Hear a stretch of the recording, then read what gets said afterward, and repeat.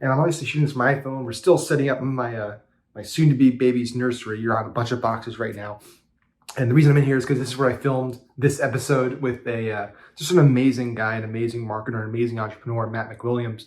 We sat down. He was my first guest in the new home. Got a lot of play for Oxford Baby, which is you're sitting on right now, like a 500-pound dresser thing. And so I figured I'd shoot the intro here as well. It made sense, even though it's been a few days since that shoot. But anyway, this is a great episode, a great way to kind of celebrate the new home and change transformation. And on that note, that's what Matt helps people do. He helps young entrepreneurs, new entrepreneurs, people that want to start in entrepreneurship, get started, make their first dollar online.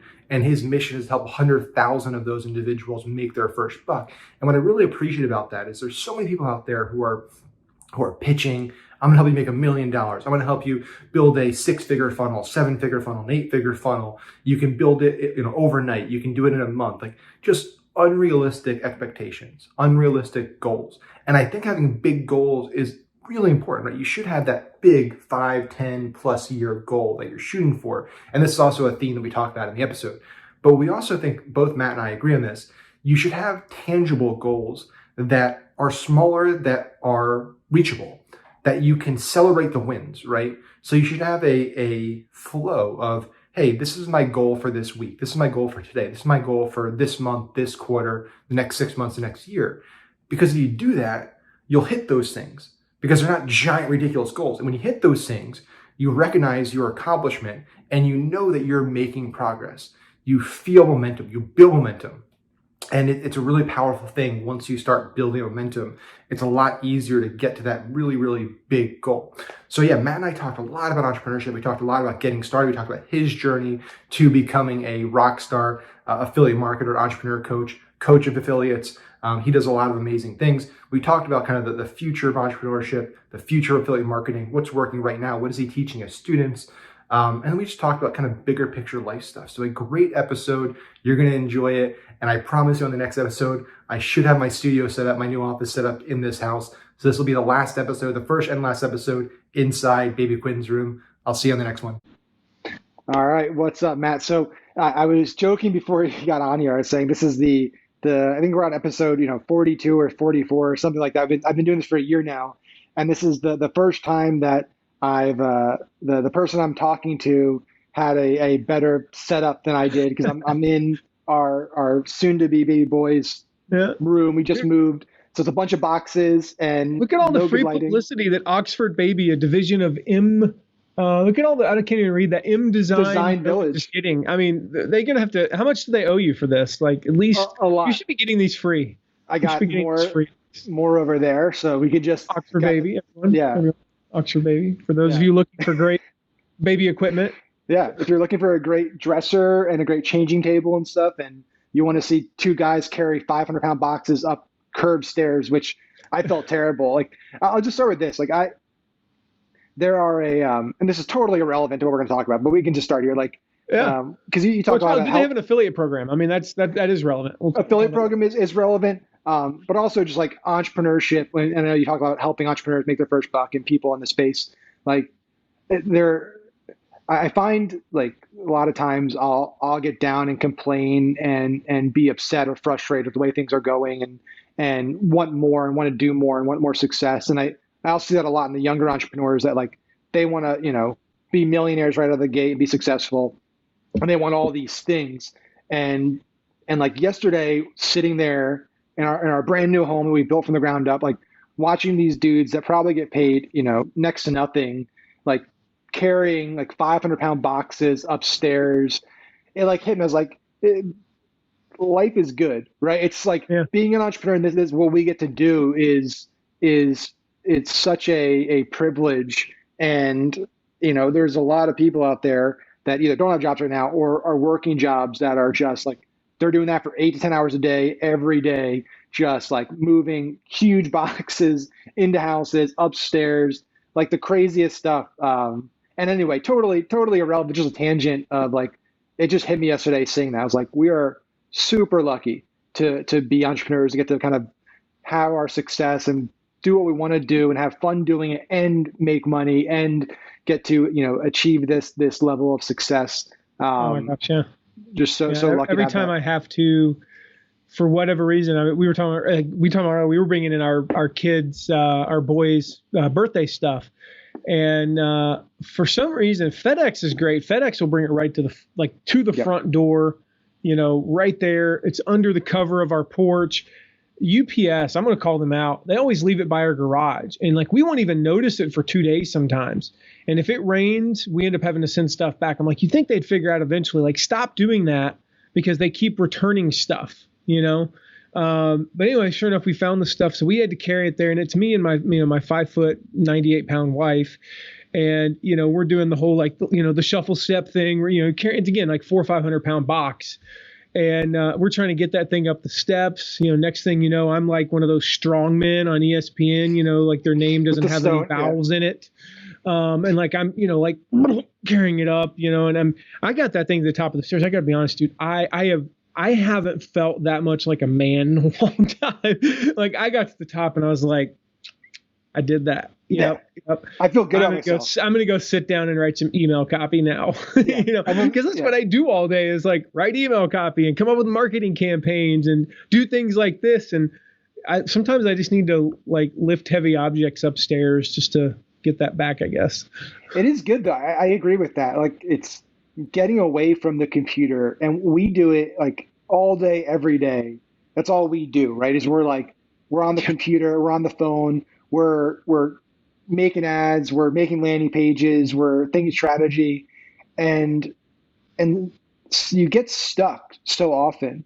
And what I found is like disconnecting, and it feels counterproductive. It's not intuitive to like do something else or not do that thing to accomplish that thing. But I found when I do something like totally different, like just go outside or disconnect, have my best ideas. Because I did it yesterday, the same thing with Purple, like another bad experience. Like this is just goes out to the branding. It's not too Purple has this amazing brand and marketing, but now we have this horrible experience with them because of how they deliver the product. So, we bought is like $8,500 for the Split King with the power base, all the bells and whistles, right? And what they don't tell you is that they can't actually bring it inside your house. So the guy delivers it on a pallet, and I'm like, okay, you're bringing it upstairs and installing. He's like, no, I can't bring it in your house. I can put it in your garage. So I had to get these 2 giant mattresses and the power bases upstairs. And yeah, it took all day, and my wife's pregnant and all this stuff. And I had this horrible, now I'm just pissed at Purple because that was my experience. Wow. But yeah, carrying stuff and like it feeling like a man, it was just like, yeah, I had some good ideas that came out of the marketing ideas and stuff, and just felt better. I released some stress. So it is interesting that the disconnect does help a lot. That's the reason why the one thing I've kept. So like, if anything in the house breaks, like we have a very minimalist tool set. I have a screwdriver so that like for one, if something gets loose, I can tighten it. I'm not calling a repairman to tighten a screw, but if there's a leak, or the other day, if the refrigerator just randomly stops working because apparently a fan just fell off, like I didn't know that was a thing. I'm not fixing it. Like I'm not Googling how to fix that. I'm just calling the guy and I will write him a check for however much money it is. And, he will leave. But the one thing I haven't given up, and my friends don't understand it, is yard work. And it's because Saturday from about 1 to 6 is like my sacred time. I'm outside. I'm dirty at the end of the day. Like I've got dust coming out of places I didn't know I had. Like it's dirty. It's messy. I'm using tools, sometimes a chainsaw, but I'll listen to podcasts. I'll listen to nothing. And sure enough, if you look at like it's actually right here. This is my third quarter, 2020 content, idea book basically. Right. And, if you look at this, I would say half the stuff in here came from that little 5-hour window every week. Yeah. It's because that's when I'm not in it. I'm not staring into the screen, like focused on the thing I'm doing. I'm not really solving problems. I'm doing something, quite frankly, that's mostly mindless. It's kind of weird to think of using a chainsaw as being mindless, but it is, as long as you're a little mindful, you're cool. But yeah, I mean, that's why I still to this day do yard work, even though I don't have to, it's totally not. I don't know what people make to do yard work, but it can't be more than, $20 an hour. I could pay somebody $100 to do that and make a lot more than that in, a lot less time. Yeah. But I love doing it. And it's like my escape, which is, and at the end of the day, I see that driveway and it's so pristine with the trim thing. I'm like, I did that. Like, it's just this, again, it's that feeling like you got that purple up the stairs and you're like, oh, It's tangible. Like a lot of what we do is intangible because it's online. Not. So you don't really get to appreciate your successes as much because you can't touch and feel and see them. You ever think about how and this is kind of getting like way deep. I don't care. That's cool. Nothing you do on the screen actually happens like in the screen. I know that's kind of weird. Like, we know that intellectually, like it's going to space and back. It's going like there's a signal. It's going through, but nothing actually happens. Like, you're just moving. Like when you type, and again, this is like so like, I don't know, like the Dalai Lama probably knows this stuff better than I do. When you type the letter, you didn't really actually do anything. You press the thing on your keyboard, but you didn't make it appear. It's like there's something like working in the device, and it's like so weird to think about those things. And it's like, I know we had this revelation a couple years ago. We said our mission as a company was to help 100,000 people make their first dollar online. That's one of our missions. We actually have two missions, but that's one of our missions. We want to help 100,000 people make their first dollar online because we know that's the hardest dollar to make. If you can make $1, you can make 100. If you can make 100, you can make 10,000. If you make 10,000, you can make $1 million. Like if you look at the progression of every business I've ever run, this is my fourth one. The first like $100, it took us longer to get to $100 than it did to get to 10,000. It took us longer to get to 10,000 than it did to get to $1 million. It took us longer to get to $1 million than it did, 15, 20 million. Like every time, it's just easier to get to that next level. We had this revelation like 2 or 3 years ago that if you go into a restaurant, especially like a locally owned restaurant, almost every locally owned restaurant has something on the wall that's similar. They have a dollar bill framed with like a picture of their very first customer. Yeah. You've probably seen that, right? Yep. And we were thinking about it and it was like, it's kind of sad because I still have the first dollar bill that I made teaching golf back in 2002 because I was paid in cash. It's actually, I remember getting paid and I took the money. I was like, I'm not framing a $5 bill. I was 22. I'm framing a $1 bill. I took the 5, put it in the cash register, pulled out 5 ones, but it was representative. And we had this revelation, like all of our students that we help make their first dollar, there's no celebration to that really. There's we'll celebrate in the Facebook group. They'll be on the monthly call and they'll be like, yeah, yay. We're like, we have little kazoos over here in the office. We'll do a little celebration, but there's no like physical representation. So like about 2.5, 3 years ago, we started mailing. When somebody signs up, we mail them a welcome packet. And in that welcome packet is a certificate and an actual dollar bill. Which these days we used to always give them new dollar bills. Now you can't even find brand new dollar bills. Kind of sucks, but should have gotten like thousands of them back in the day. But we give them a dollar bill, and so now we have all these students. Like they'll be on the calls, and you can tell like over their shoulder is that framed dollar bill, and it's just like there's something about that, like seeing that. Whereas, intellectually that dollar bill was technically in PayPal. That's where most of us get paid affiliate commissions, but it's in PayPal. It eventually ended up in your bank account, but it's like that physical manifestation of that is just so important. I think we lose that sometimes online. We need trophies. We need if there isn't a symbol or something that we get that's physical and tangible when we accomplish something, we appreciate it less. Right. Mm-hmm. It's like we value things less that we can't feel. And that's just the reality. Like it's interesting. I'm curious, like, what do you think is because I think it's gotten worse. I think the inability to appreciate small wins and successes has increased. And I think instead of setting realistic goals over a period of time that are achievable and setting those milestones, people are coming in and setting just these big goals. And I think having a big goal is important, But like if you say, hey, I'm just starting, I'm a new entrepreneur, I'm new to this affiliate thing, whatever it might be, and I see all these other 18-year-olds on Instagram that are all millionaires, that all look like millionaires. I think that's one of the reasons why we can talk about it. But like my goal is I'm going to make $1 million. And it's like, that's a great goal, but you're probably not going to make $1 million this year or next year. It's going to take you a while to make $1 million.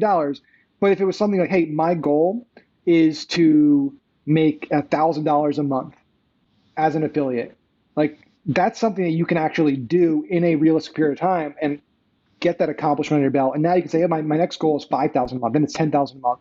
And like you said, it's momentum. It builds on itself because now you feel like I've accomplished things. So you get that kind of burst of energy, like I did it, I accomplished this. Now I know I can accomplish this. Whereas if it's $1 million, you're going to be going a long period of time without accomplishment, or feeling like you accomplished anything. And you're going to be down to yourself, negative. You're going to have a negative outlook and feel like a failure when you could have been accomplishing amazing things, but because you didn't accomplish that one big goal you set, you might give up. You might stop working as hard. You might just say, hey, this isn't for me, or this is, this industry's rigged, or whatever it might be. Yeah, I think money is the only thing we do that with. Yeah. It's the only thing we do that with. I'll give you a few examples that popped in my mind as you were talking. Internally we call them process goals. So let's look at like personal life. If you say, I want to be married in a year. Well, unless you're like me, like we went on our first date June 5th, we were married on November 22nd. That's pretty rare, unless you're like my wife and I, and that worked. We've been married for 11 years and I mean, it's been amazing. But there's a process to getting in that relationship. So what if the goal was, I'm going to go out on 6 dates in the next 4 months? Like if you haven't been dating, like that would be a better goal. And maybe one of those will end up being your wife. And if you don't get married for 15 months, who freaking cares? I think about like, I'll take running, for example. Like I started running about 6 months ago and I just fell in love with it, which is weird because I never thought that would happen. I only have one goal. Like I'm going to run like if you don't run and you're going to run a marathon in a year. Insane. You got to break that down into like, you're not just going to like in 10 months, just suddenly just run a marathon. No, you're going to run, a mile every day for 3 days a week for the first week. Then you're going to go up to 1.5 miles and then 2 miles.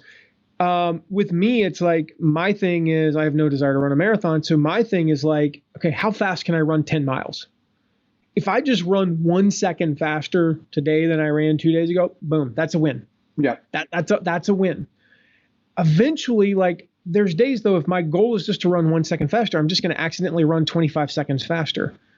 And one day I'm accidentally going to run 45 seconds faster. And then one day I'm literally going to run, the other day, I kid you not, I ran a half second faster than I did the previous time. Like that was, and I almost died at the end. I don't know what it was. The next time it was like 1.5 minutes faster, and I felt fine. Like what's the reason? I have no idea. But the process is just that, like losing weight. Over the past, so it's been 13 months, I've lost 88 pounds of fat. That's awesome. I didn't set out, I worked with a coach on this. I didn't go, okay, I'm 286. I got to get down to 200. Like like that wasn't the thing. He just said, hey, I want you to lose 1.5 pounds this week. I want you to lose 1.5 pounds this week.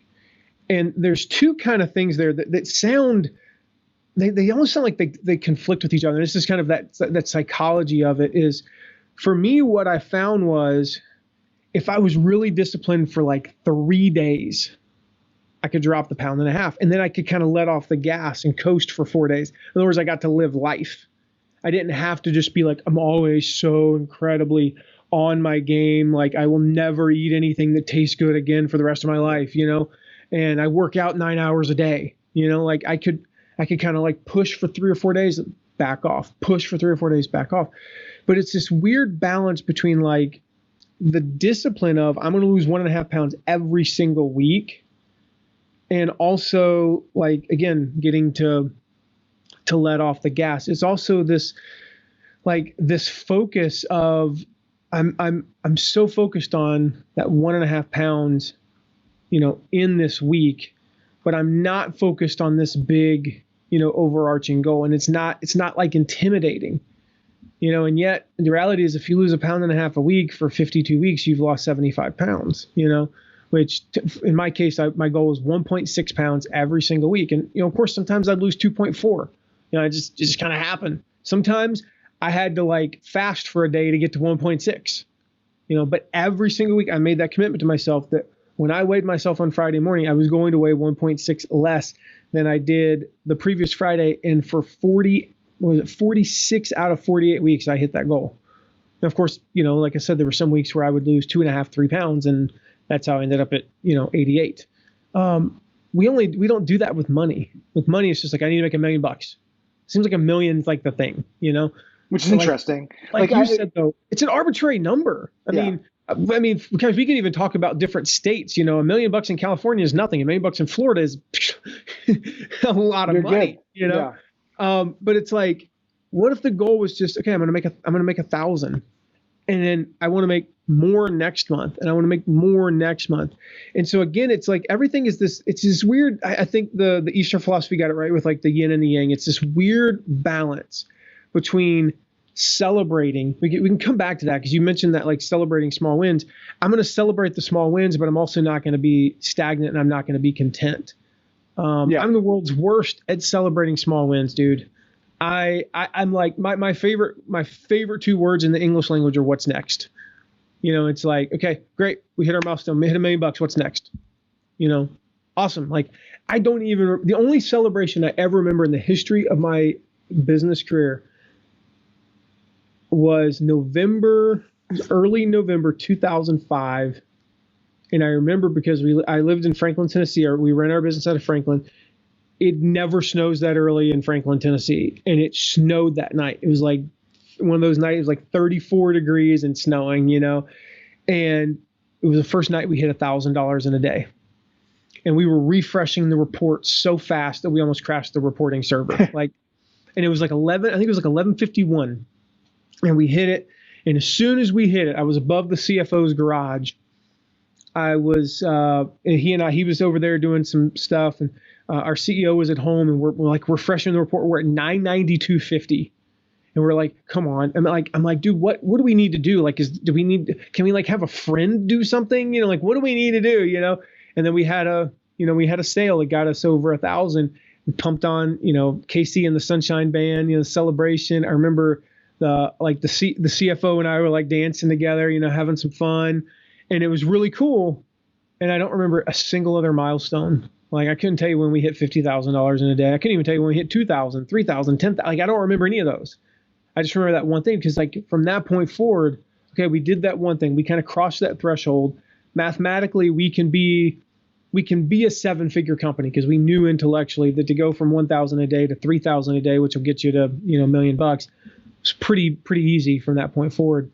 So everything else is just what's next.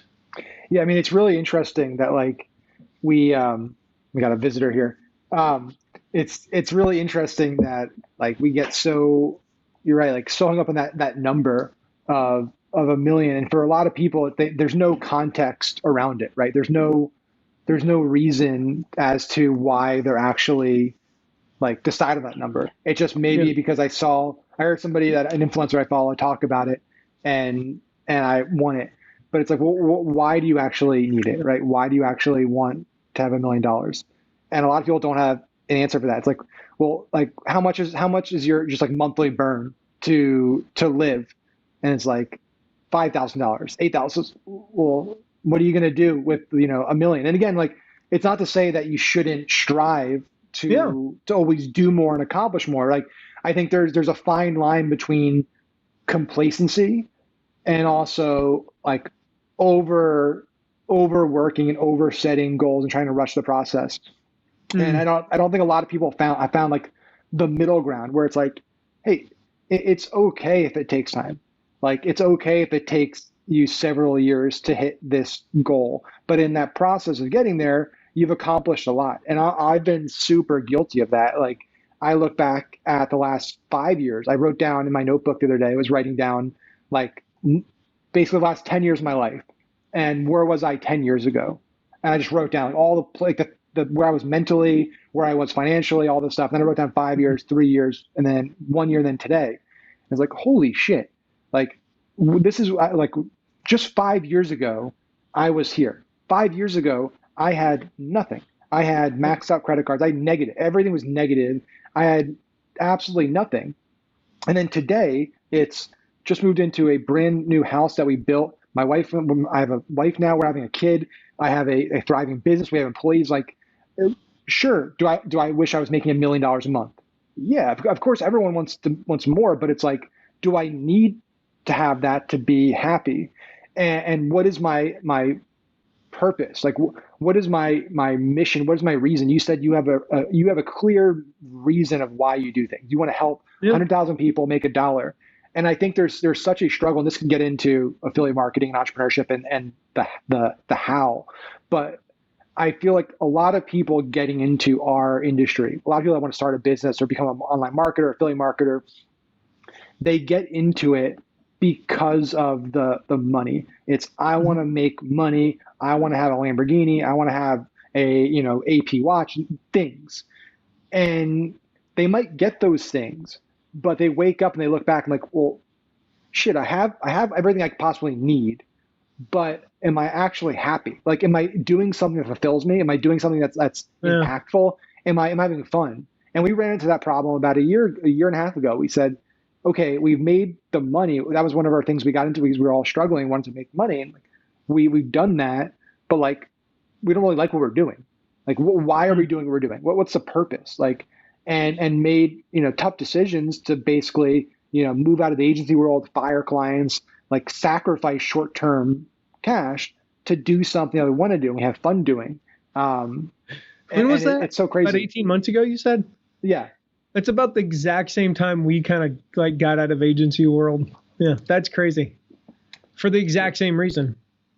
Yeah, it's again, I don't want to bash on, and this is not meant to be like a bash on industries, but yeah, no. I talk to everyone. Like, the agency world, I think is a lot of people get into it, I believe, because there's a lot of courses out there teaching start your own agency and stuff like that. I think it's probably one of the easiest ways to get to like 10K a month. And you could do it yourself, like solo prop. Like, if you're making nothing, it's probably one of the easiest ways to get to, a 10K a month personal income business. But it's like, they're notoriously difficult to scale. You're dealing with unhappy, ungrateful clients. They're never satisfied.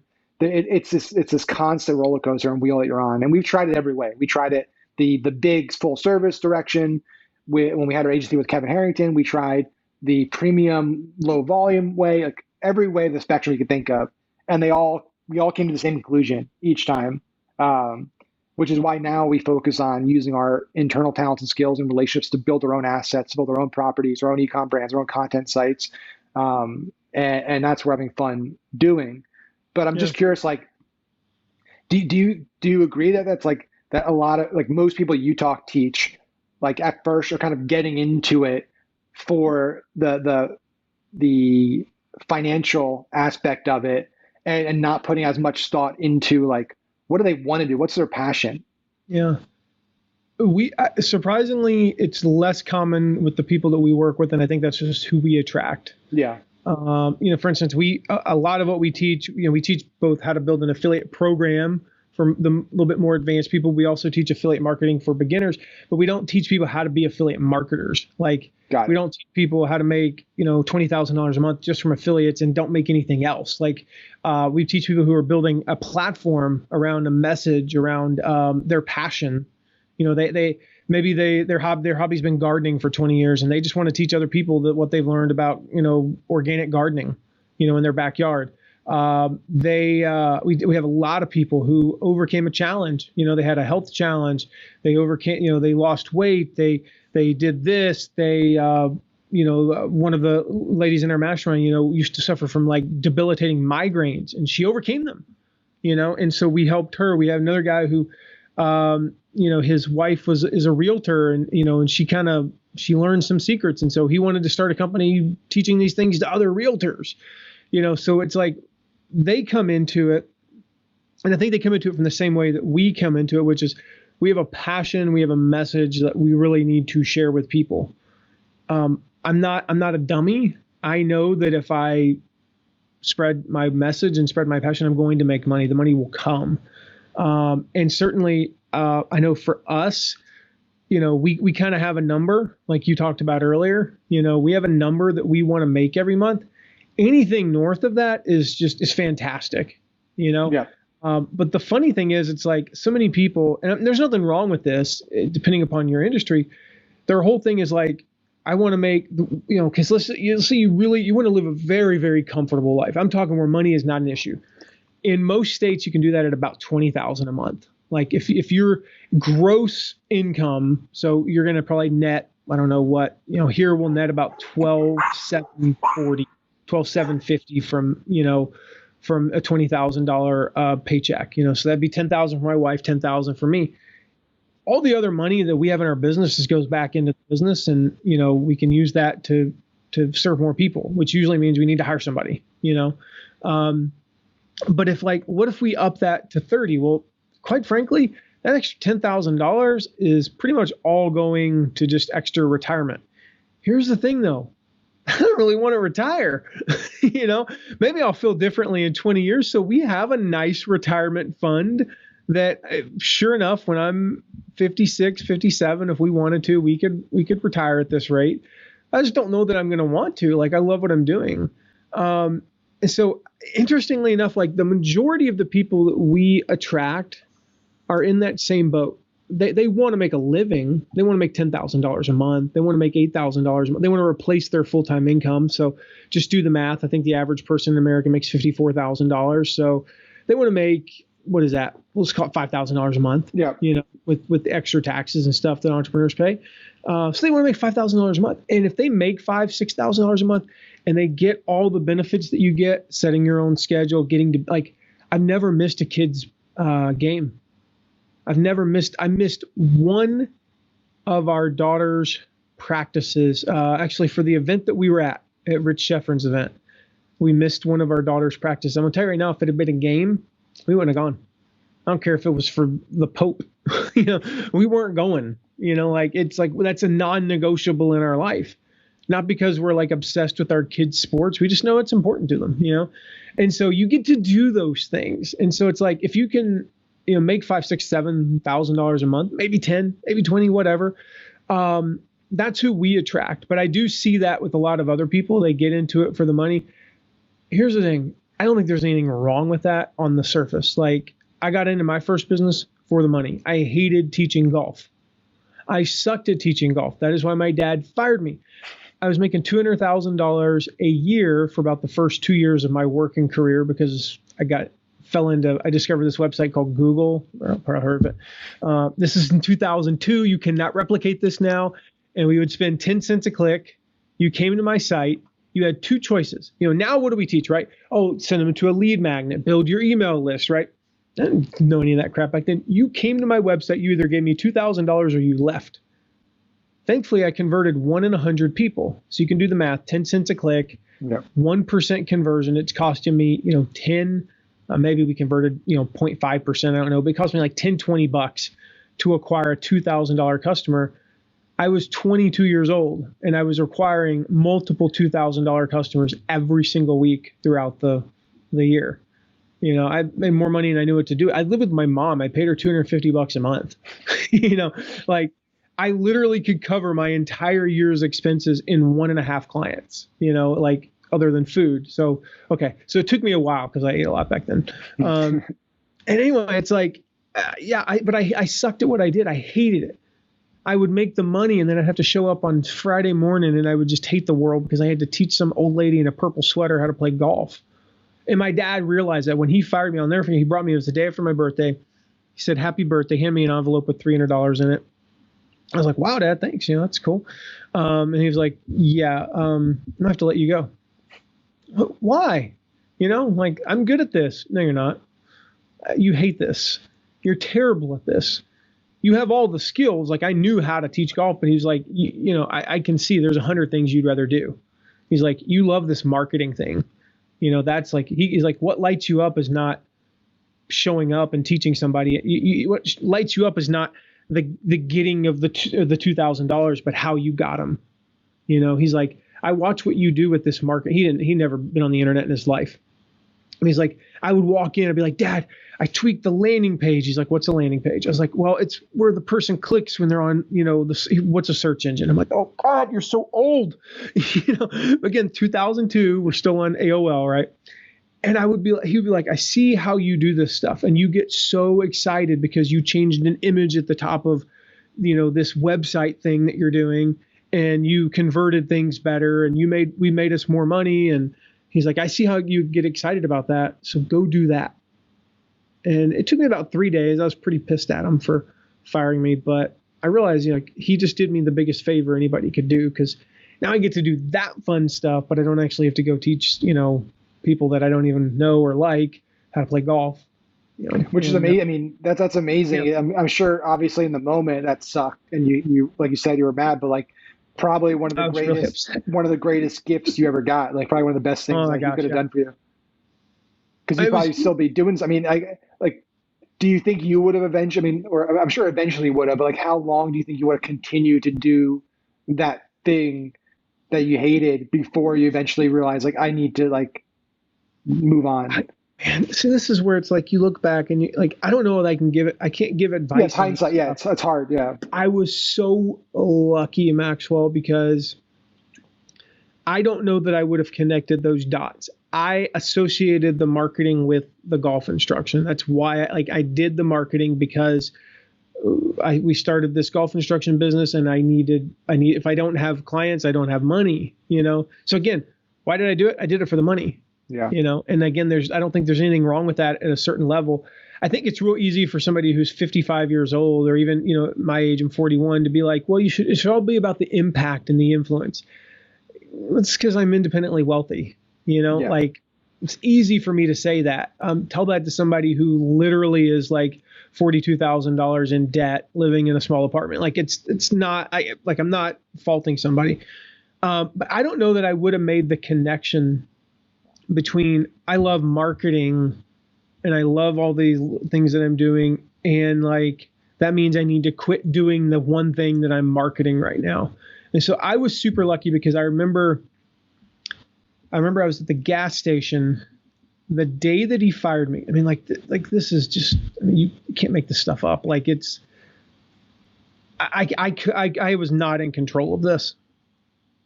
I was at the gas station probably an hour after he fired me. I remember I went on a drive just out in the country, and was running out of gas, and stopped at this gas station. I got this call, and it was the old flip phones, right?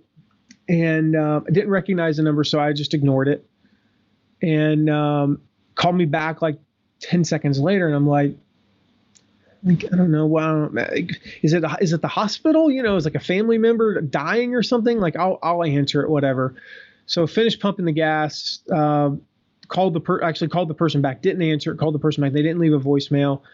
And it was a guy with a construction company. And he was like, hey, I was told that you're the guy, for this internet thing. We need a website. Can you make it for us? And I'm like, of course. I've done one. I've built a whole one website that, has made hundreds of thousands of dollars. So what the heck? Sure. And he's like, well, how much do you charge for that? I mean, I had literally no idea. I mean, it wasn't I don't know, back then you could, now you could Google it, or you could go into a Facebook group and be like, here, who do I know who designs websites? How much do you charge? Okay, got it. Thank you. Super easy. I didn't know any of that. And I just said a number. I was like, how many pages? And he's kind of excited. He's like, I don't know, it's $4,000, which to me was still a lot of money for spending a weekend doing something. He was like, sounds good. I'm like, oh, cool.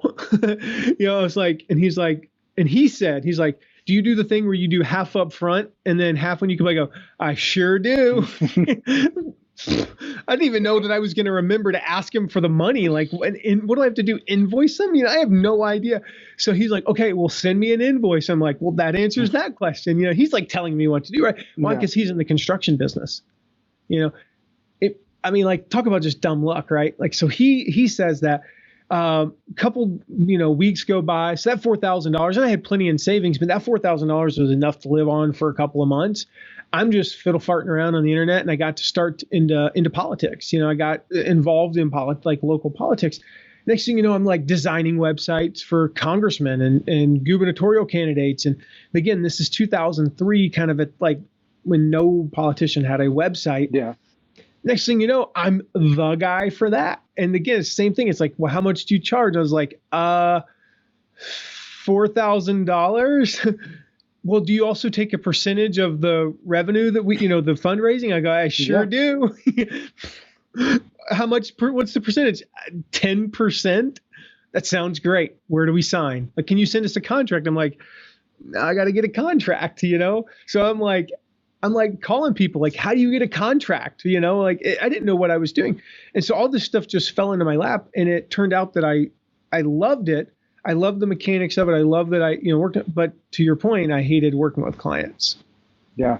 Absolutely just hate it.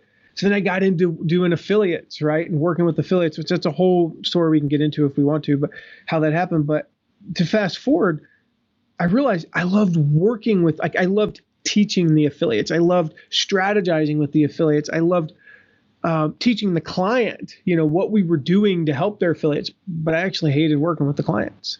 I they were just always, it was just one thing after another. Like, no matter what, hey, what's your goal for this launch? $1 million. Well, we did 1.4. Well, how do we do 2 next time? Well, it's probably not going to happen, actually.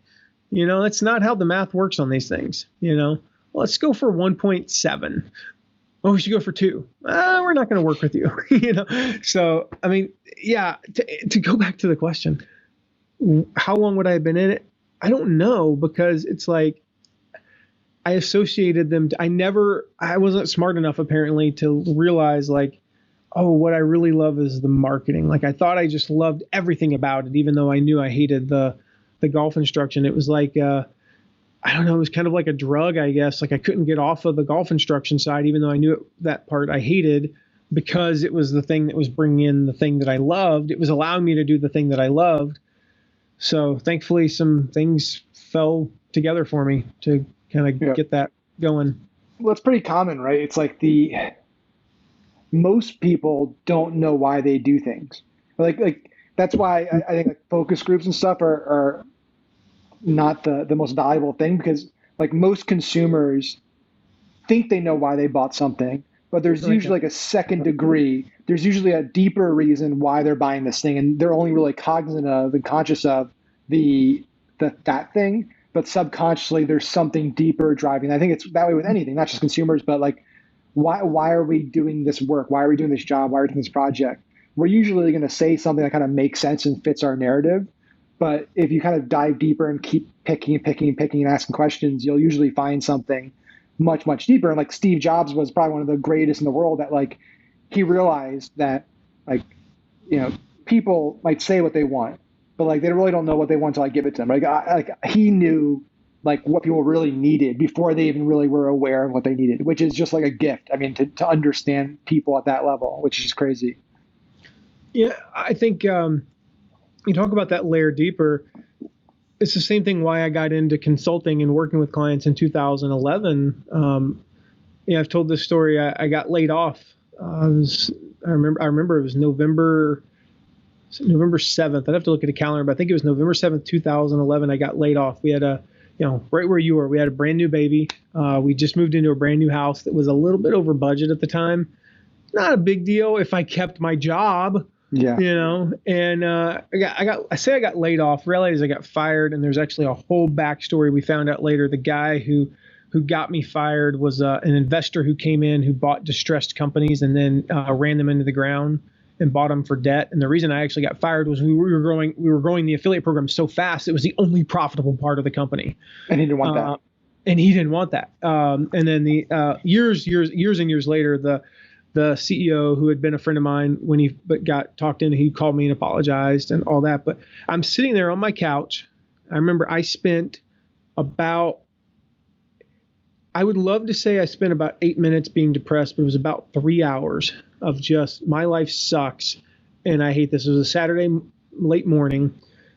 That afternoon, I plopped myself down on the couch and for about 7 hours just fired off emails to everybody. I literally did what I teach people to do when you want to find affiliates. You go into Gmail, you type AA, and you go, you type AB, pull it down, AC, And I did that I did the one thing that I hate to do, which is mundane work. I can't stand it. I don't have the attention span. But somehow that day, for like 7 straight hours, I sat there from 8 all the way through the guys in ZZ Top, right?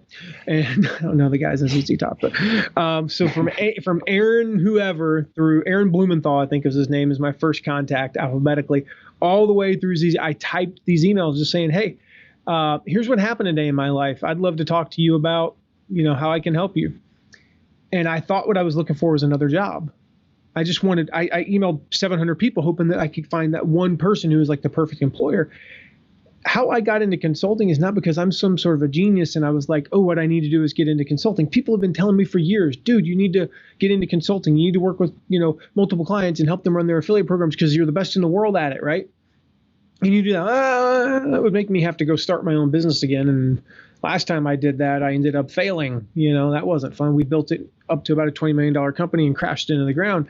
Don't want to do that again. I'm a little gun shy right now. So let me wait a few years on that. Well, it got to the point where I had 12 or 15 interviews or whatever. There were 5 companies that I just fell in love with. And I remember looking at my wife going, I can't say no to any of them. She's like, why don't you just say yes to all of them? I was like, that's a good idea. So I said yes to all of them. But the condition was, I'm not coming to work for you. We're going to sign a 2-year agreement and I'm going to, consult you and help you out. You're going to get me for 1/4 of the time you would get a full-time employee, but you're going to get the 80-20. I'm going to give you the 80% in those 10 hours. You're going to get the best of me for 10 hours a week. And I did that with 5 companies, and that's how I got into, consulting. And it's like that whole philosophy or that whole idea that the prettier story, again, you talked about that layer behind the layer. Like the prettier story is, I just knew all along that I wanted to start a consulting company, and I, here's how I did it. And I found 5 companies that I respected highly and told this is not the truth though, it's true in a sense, but the reality is there's that reason behind the reason. And the reason was I didn't want to tell any of them no. So I just said yes to all of them. Yeah, which is crazy. That's a cool story. So I am sure people that are watching now want to hear some stuff about affiliate marketing and all that good stuff. And so going to do a hard pivot. And so just at a high level. A sound effect, right? Can you insert that in post-production? I'm sure, yeah, we'll get one of our guys to add in some cool sound effects and a turning graphic and stuff. So you mentioned, early days of Google where it was just fish in a barrel. There was all kinds of, content arbitrage. You could, buy traffic for X and, have AdSense on your site. And there was all kinds of stuff going on back then, but now it's obviously changed a lot. 2020, everything looks a little different. It's more competitive. There's just more saturation across the platforms. There's more saturation just penetration wise into people using the internet, using social media, using search. E-com is basically taken 5 years of penetration and shrunk it down in the last 3 months. So it's the amount of people that use e-commerce now basically would have taken 5 years normally, I think 5 to 10 years, but because of what's happened, it's so everything's just sped up and changing dramatically. So just high level, we can then kind of dive in. What are you seeing right now that's working? Kind of what are you teaching for people that want to get into affiliate marketing or are, have already kind of started but are struggling and don't have any direction or sense of where to go? Yeah, I mean, 2 things. Like I said, there's kind of 2 sides to our business. I mean, the first thing is when you're first starting out, when you're brand new, building, you talk about content marketing. The biggest mistake I see people making when they start, blogs probably aren't the thing these days, but they're making a comeback. So we'll say blogs. You're starting a podcast. You're starting some sort of a content platform. Is you create a lot of content and you just give, and you never actually ask for a financial transaction. Yep. The problem with that, of course, is now you're conditioning your audience just to expect free content. So you go, oh, well, now I got to create a product, right? Here's the problem. You're still a little bit new. Your audience is still a little bit new. And quite frankly, you probably don't know what they want. I wish I could get the camera over there, but it's permanent right here.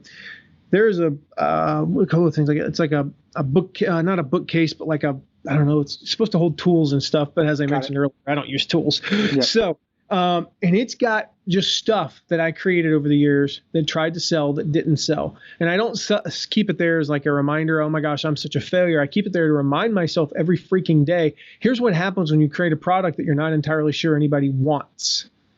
You don't know. You did not do enough research. And the thing I love about affiliate marketing is, first of all, it doesn't cost you anything.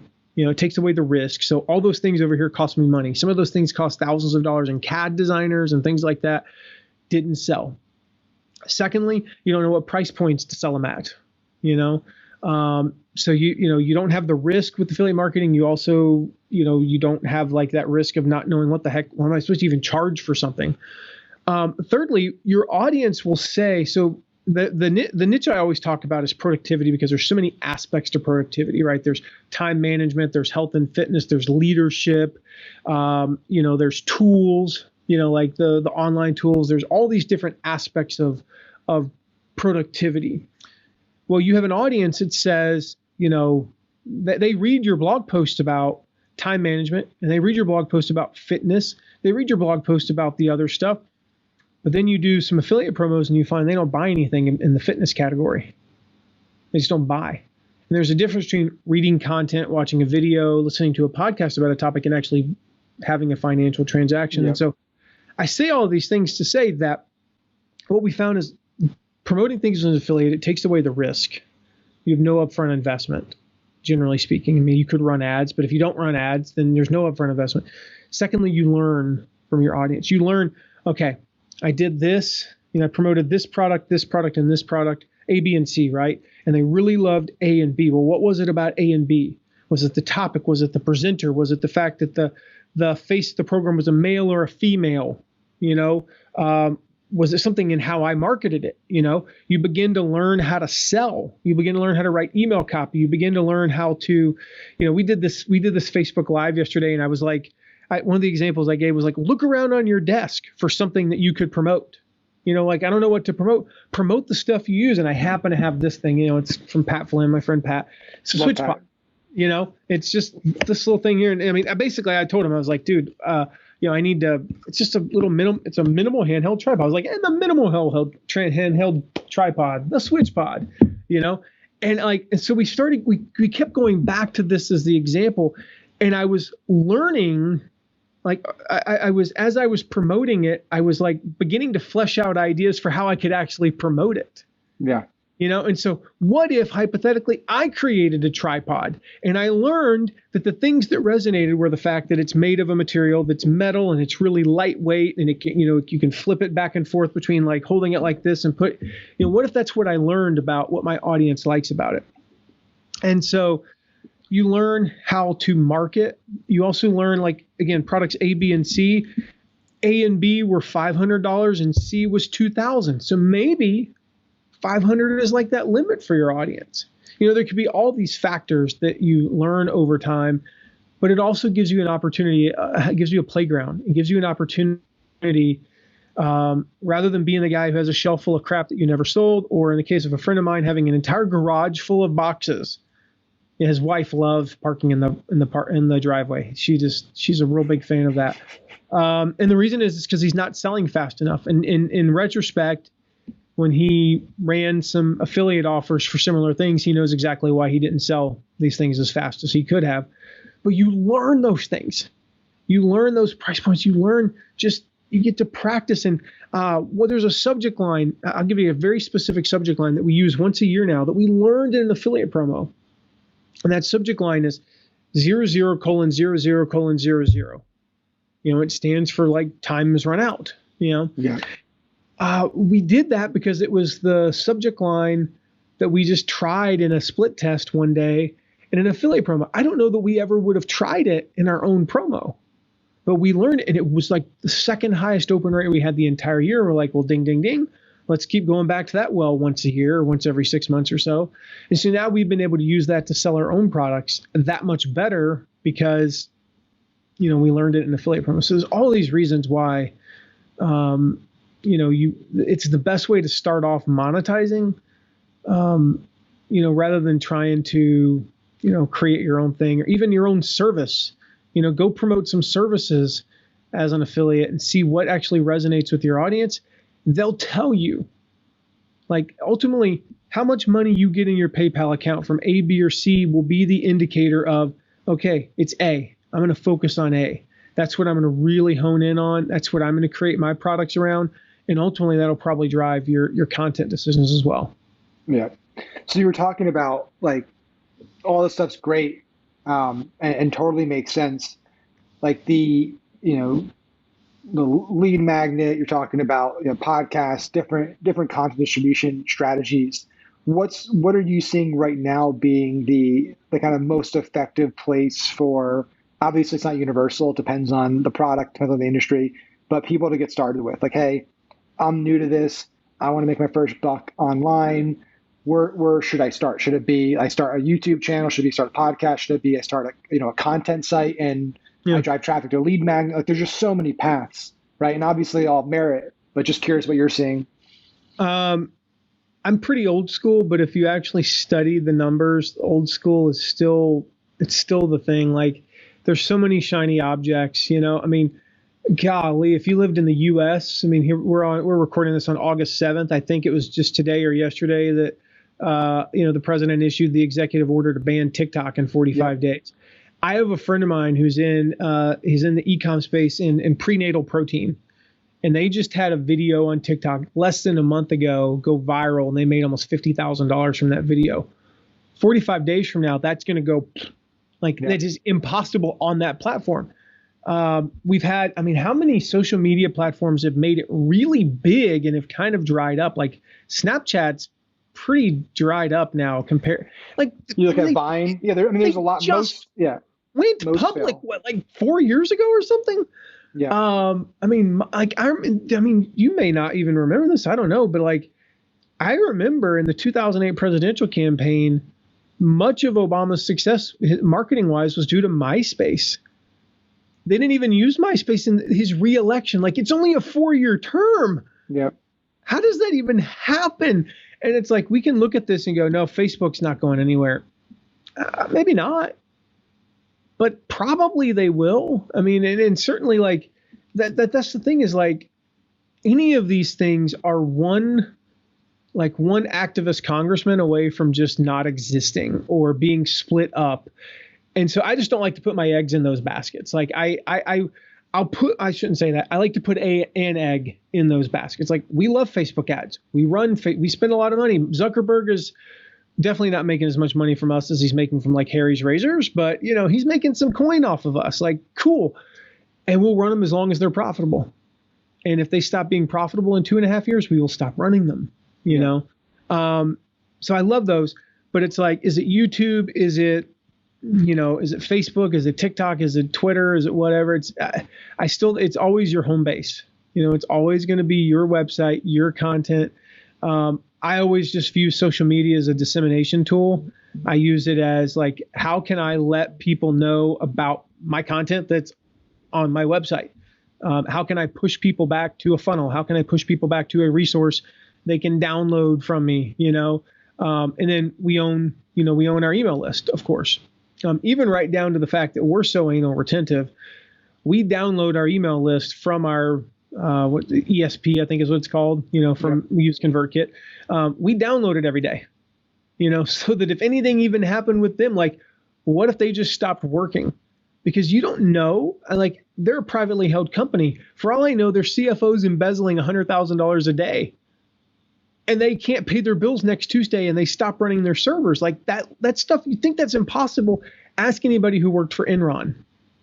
One day, paycheck. Next day, no paycheck. Enron, WorldCom, there's Lehman Brothers. There's a long list. I studied Enron. I studied the fall of Enron.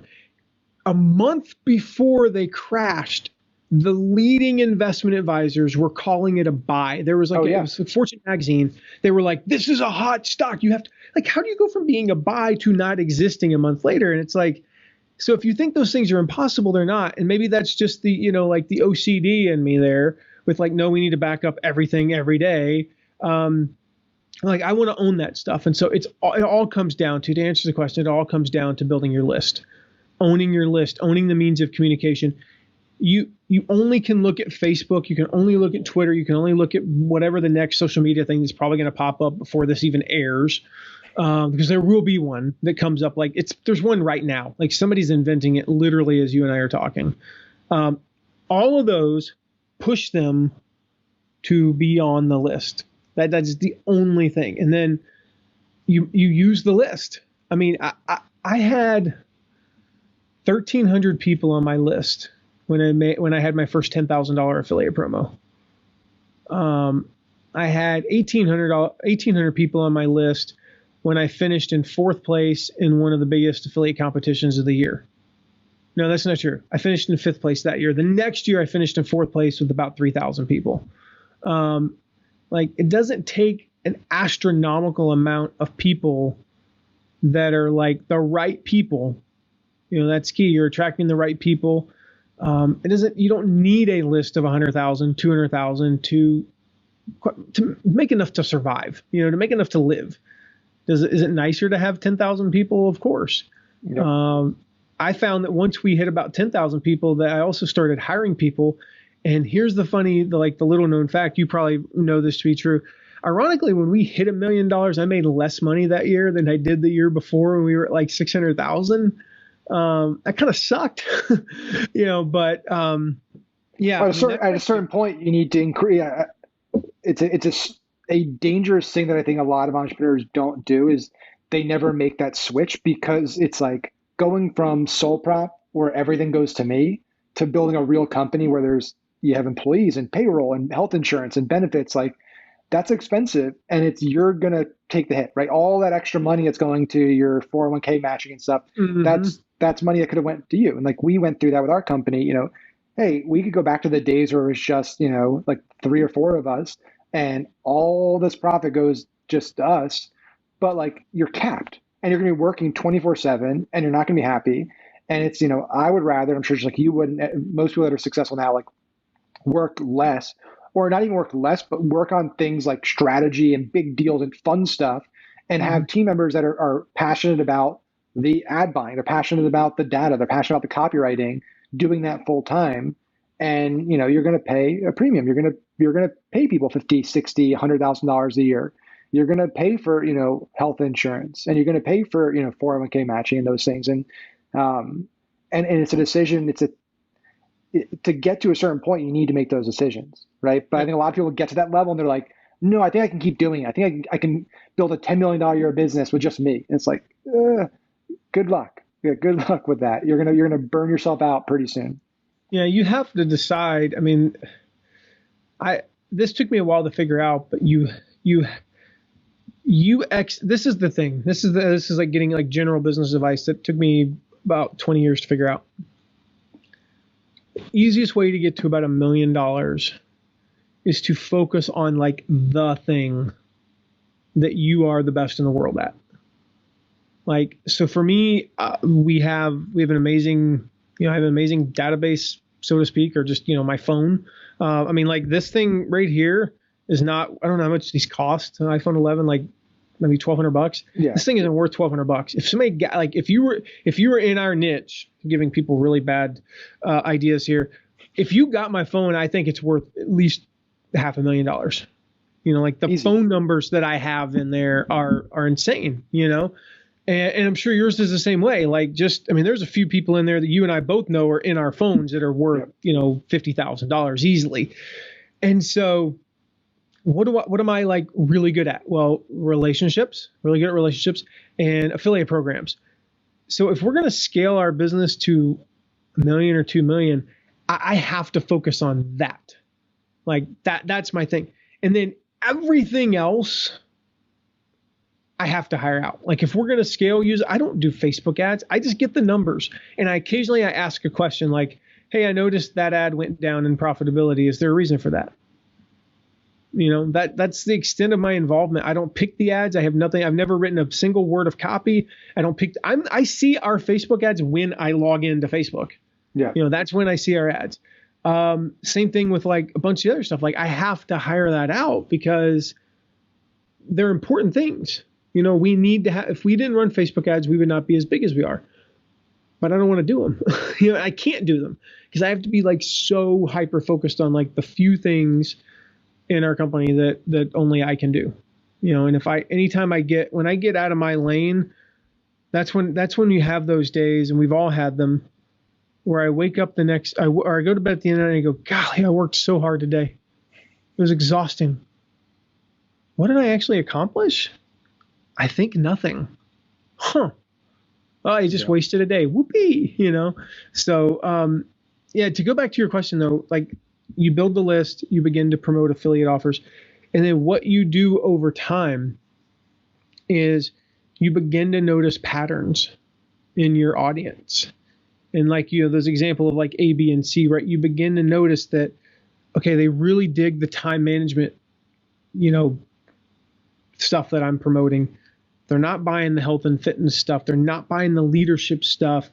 But man, every time I promote a new productivity tool, I sell 50 of them. So what does that tell you? It tells you that, okay, are you going to create a productivity software? Probably not. So let's say no.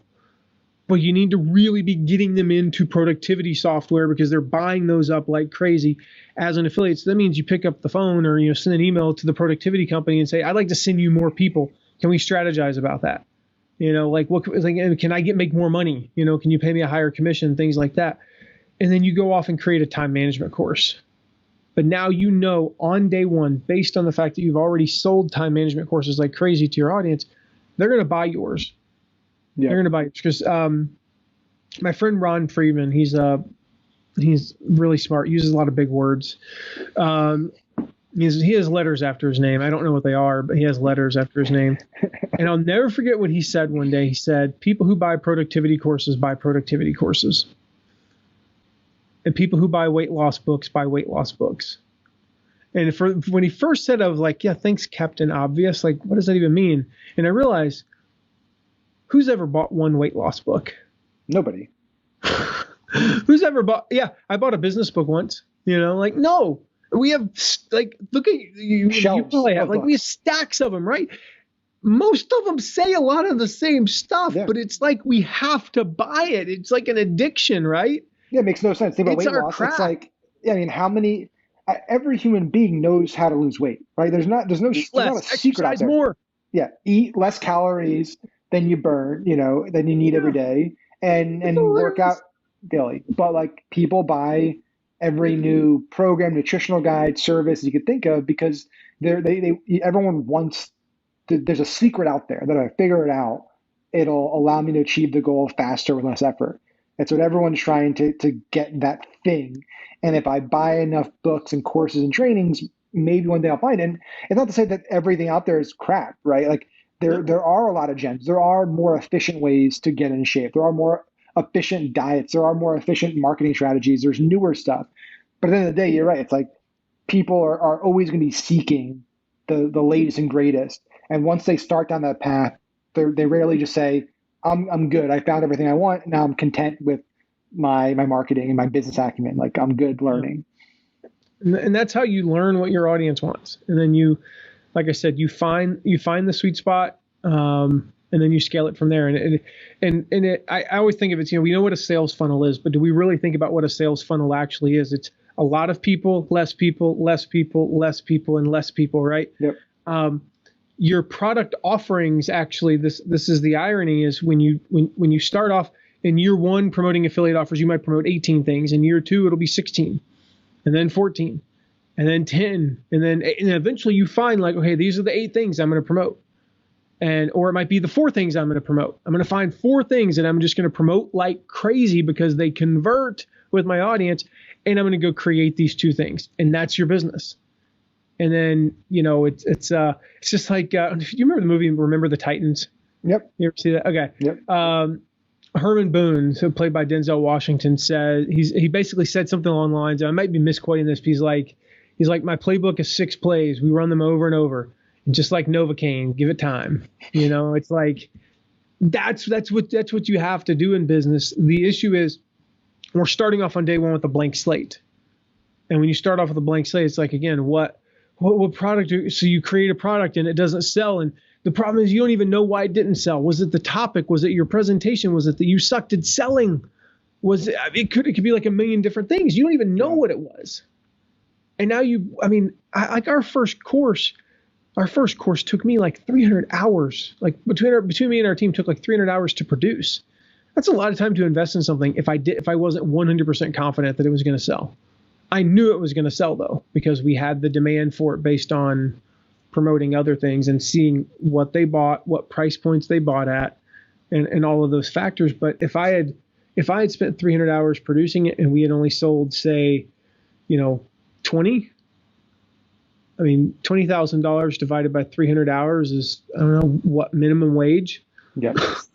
Less than minimum wage, plus the thousands of dollars we invested into it. That's a failure. And that's what I see. I just see that happen with too many people. I see it all the time. Like, why am I not selling my course? Why am I not selling my product? And I know the answer. It's because you didn't really verify that's what they wanted.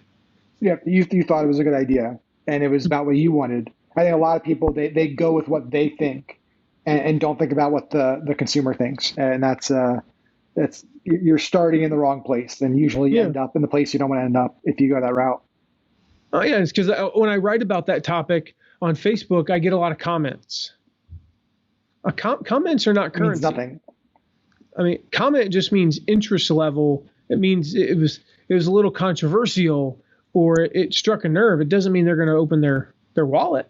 Yep. And we found that it's like, so to take two extreme niches, take the parenting niche.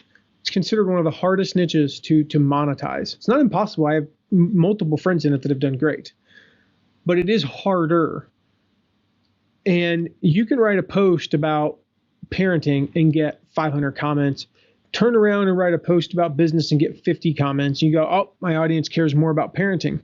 Go try to sell courses, and it can be the complete opposite. You'll sell $50,000 worth of the business course and $10,000 worth of the parenting course. The simple reason we've found there's no clear ROI in parenting. Yeah, there's nothing tangible. Your kid's going to be happier, healthier, and more well-adjusted. Whoopity-doo. That means a lot to me, but how do you quantify that versus this course will help you make $100,000. Sign me up. And so it's like, again, you learn those things by promoting those affiliate offers though. 100%. So I want to be respectful of your time. So somebody's watching right now and says, hey, I need to learn more. I need to get more content from Matt. I need to see what he's got going on. What's the best place? What do you got going on? Where can they go to learn more? Anything you want to plug in the plug zone? Yeah, just go to mattmcwilliams.com/unicorn. And we're going to have two things that you can go to. Just, it depends on where you're at. So you're hearing this stuff about affiliate marketing. You're going, yeah, that's the thing. Like, I'm just starting out. I haven't made my first dollar online, or maybe I made a couple $100, but I want to, make more than that, because a couple $100 is awesome. Yeah. But let's add some commas, or at least a comma. One comma is good. That's usually enough to get you going. Yeah. Russell Brunson needs a 1 comma club. I don't know if he has one of those, but anyway. His next big idea. Yeah. Let's add a comma. Let's add a 0. Let's do something to get that to scale. We'll have a report on there. It's our quick start guide to affiliate marketing. It's called Affiliate Freedom. And basically that's just going to give you the very first steps to get you in there started on affiliate marketing. Like, that's where you got to start. Like, this isn't the how do I make $1 million from affiliate marketing guide. This is the, how do I make my first $1,000? On the other side, if you've got, you got an existing business and you're hearing this and you're going, man, what I really need are affiliates. If you're where I was, how I got into this world was in 2005.